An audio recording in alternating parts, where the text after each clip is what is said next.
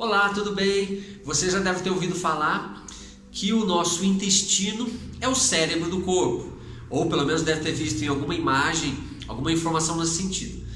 Mas mesmo se você não ouviu, eu vou tentar explicar por que o intestino é considerado o cérebro do corpo. E já deve ter ouvido falar também alguma vez que aquela pessoa está enfesada, não é? Então esse termo enfesada vem de fezes, quantidade de fezes, que faz com que a pessoa fique nervosa, irritada, o intestino preso, por exemplo. Os ditados populares, eles são muito verdadeiros, né? Tem uma sabedoria por trás. Bom, então só para entender, a gente imagina que o sistema digestivo, ele começa aqui na boca, né? Quando você coloca o alimento para dentro, vai ocorrer toda uma sequência de química ali dentro, né? E aqui já liberam-se os ácidos para começar a digestão na própria boca. E depois o alimento desce aqui pelo centro e cai no estômago. E aí acontece ali, vamos dizer assim, o segundo processo digestivo. Então essa distância da boca até o estômago acontece rapidamente. Depois que você mastigou, o alimento desce rápido aqui para o estômago, já faz ali um segundo momento de digestão e depois ele cai no intestino delgado, que é aquele intestino mais fino e mais longo. Ele tem ali mais ou menos entre 6 e 7 metros de comprimento e faz aquela curva toda. Eu vou deixar uma imagem aqui para você ver.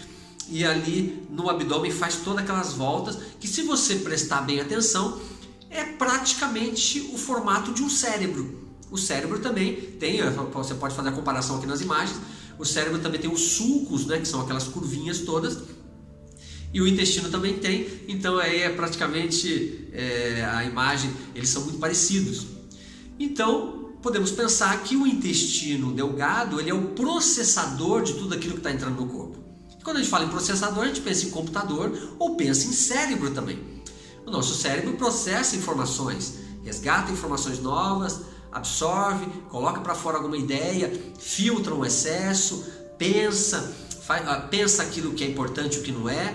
Então, e o intestino, quando ele recebe esse alimento, o alimento vai passar por todo esse trajeto dentro, e ali o intestino vai, digamos entre aspas, pensar o que fazer com aquele alimento.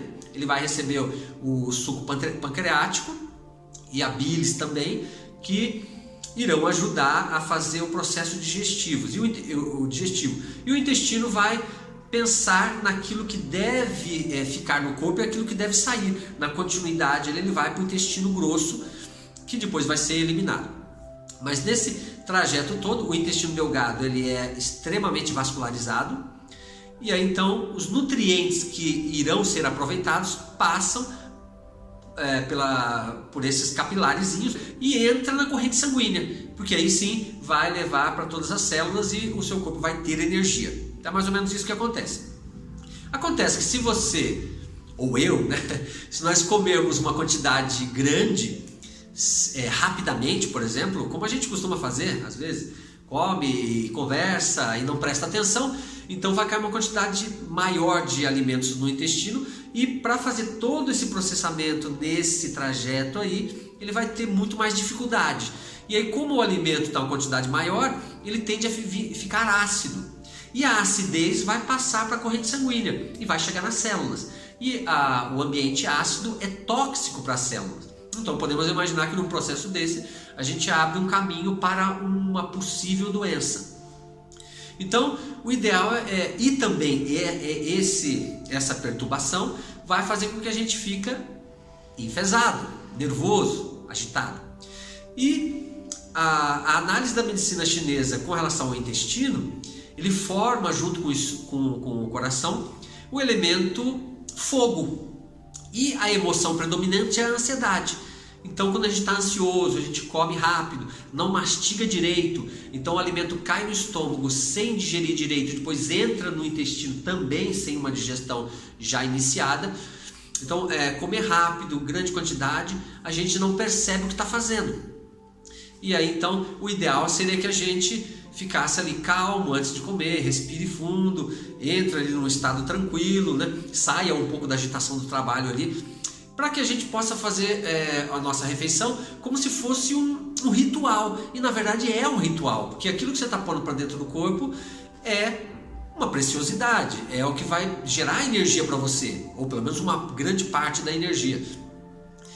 Então é fundamental para que a gente cuide do nosso corpo de uma forma mais gostosa, mais saudável. E quando você começa a comer menos, em poucas quantidades, e começa a mastigar mais, você fica mais atento no que está fazendo. E o seu próprio corpo avisa para você que já está bom de alimento, você consegue prestar atenção nisso.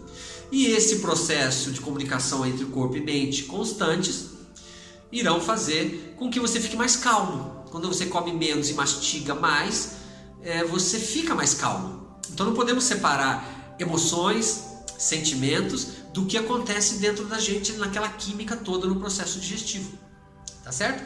Então preste atenção nisso, quando for comer, poucas quantidades, e também procure ingerir bebidas quentes. Por exemplo, você acabou de comer, tome um chá, né? Ou mesmo um cafezinho, de preferência sem açúcar, porque a bebida quente ajuda a limpar esse tubo. E vamos imaginar que é um tubo só, com várias curvas até chegar no ânus, que é a saída.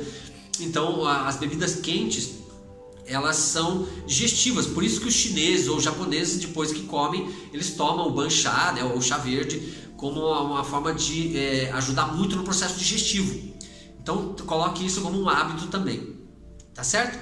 Então espero que você tenha gostado do vídeo, compartilhe o vídeo, inscreva-se no canal, comente os vídeos, que é importante para que a gente possa melhorar esse Almir Ciência da Saúde aí, melhorar cada vez mais. Muito obrigado.